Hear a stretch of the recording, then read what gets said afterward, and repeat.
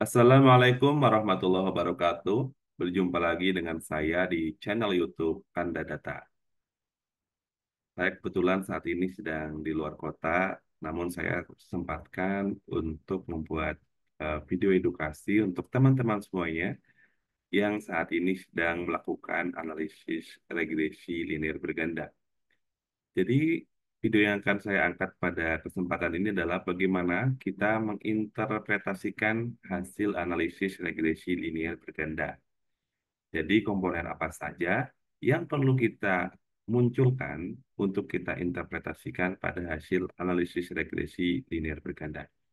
Sebelum kita lanjutkan, saya informasikan kepada sobat semuanya, agar tidak tertinggal dengan update video terbaru dari Kanda Data, silakan klik subscribe dan nyalakan loncengnya.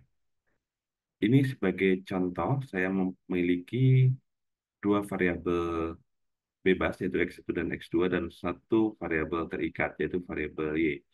Jadi tujuannya adalah untuk mengetahui bagaimana pengaruh modal dan tenaga kerja terhadap produksi. Untuk variabel modal, di sini dalam satuan juta rupiah, tenaga kerja dalam satuan orang, dan produksi dalam satuan ton. Untuk jumlah N-nya adalah 30, yaitu kita mengambil 30 responden. Nah, jadi di sini kita di Excel akan melakukan pengolahan data untuk regresi linear berganda. Untuk langkah-langkahnya, sobat bisa klik data, kemudian di bagian kanan atas di sini akan ada pilihan menu data analisis. Jadi silakan teman-teman bisa klik ya, nanti akan muncul beberapa pilihan analisis data yang disediakan oleh Excel. Jadi teman-teman kalau belum ada ini, artinya teman-teman perlu mengaktifkan terlebih dahulu data analisis toolbox. Ada langkah-langkahnya di video yang pernah saya buat. Silakan di search di daftar playlist video Kanda Data. Baik, jadi langkah-langkahnya adalah teman-teman cari regression karena kita akan menganalisis regresi.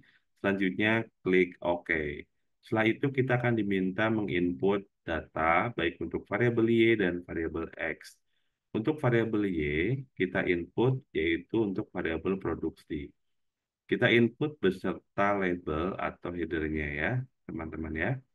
Setelah itu kita dengan langkah yang sama, kita input juga untuk variabel X. Jadi langsung saja, kalau untuk variabel X, langsung X1 dan X2, kita input datanya, sampai dengan data terakhir. Setelah itu, teman-teman pastikan centang label dan juga confidence level. Di sini saya set 95%, artinya batas alfanya adalah 5%. Kemudian untuk output option, saya simpan di sheet Excel yang sama, jadi saya pilih yang paling atas. Kemudian saya pilih lokasi di mana akan saya simpan hasil analisis. Saya simpan di cell F9. Setelah itu saya close dan kita klik OK. Nah, teman-teman di sini akan melihat hasil analisis ya menggunakan Excel. Jadi kita bisa sesuaikan dan rapihkan ya di sini, teman-teman. Oke ya. Jadi sudah oke ya. Nah, di sini sesuai dengan yang saya sampaikan, bagaimana kita menginterpretasikan dari hasil analisis regresi linear berganda. Pada prinsipnya, untuk menginterpretasikan hasil analisis regresi linear berganda itu ada tiga hal utama yang perlu kita munculkan untuk kita interpretasikan.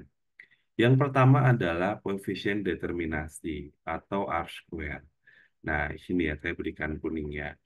Jadi teman-teman bisa menggunakan yang R-square atau adjusted R-square atau R-square yang telah disesuaikan dengan variabel jumlah variabel independennya. Nilainya tidak akan berbeda jauh. Pada prinsipnya, R-square atau koefisien determinasi ini akan melihat bagaimana variasi variabel dependen mampu dijelaskan oleh variasi dari variabel independen. Kita melihat, misalkan di sini 0,96, artinya 96,82%. Kita jadikan persen ya. 96,82% variasi variabel produksi mampu dijelaskan oleh variasi variabel dari modal dan tenaga kerja seperti itu ya. Kemudian yang kedua adalah teman-teman melihat dari nilai F statistik ya, atau F hitung, dan signifikansinya. Nah, di sini kita bisa melihat atau mengambil kesimpulan dengan dua cara. Yang pertama, kita bisa melihat dari nilai F hitung dan membandingkan dengan F tabel. Ya, yang kedua adalah kita cukup melihat dari signifikan F.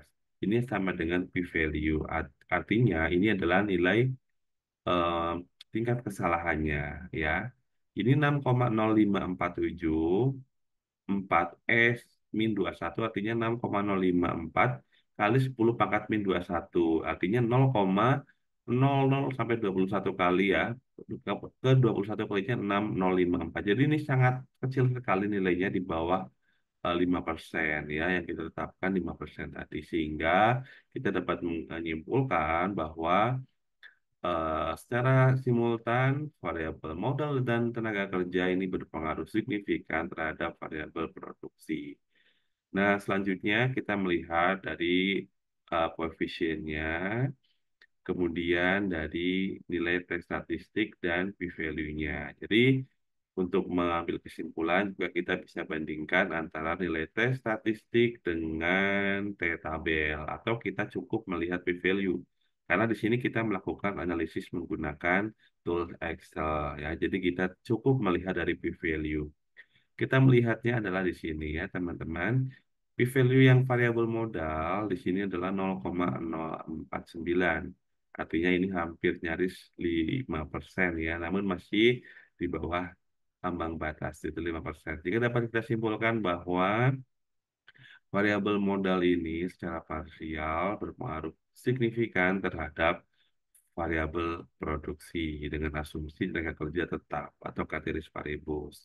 Kemudian untuk variabel tenaga kerja kita lihat 0,36. Ini lebih besar dari 5%, sehingga tenaga kerja secara parsial tidak berpengaruh nyata terhadap produksi.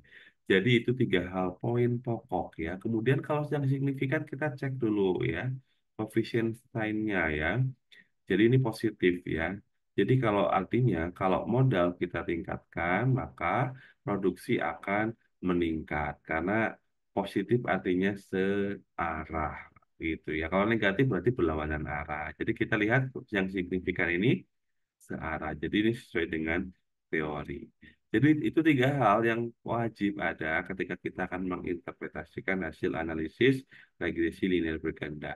Selanjutnya kita bisa eksplorasi lebih mendalam untuk poin-poin yang ada dari hasil analisis regresi.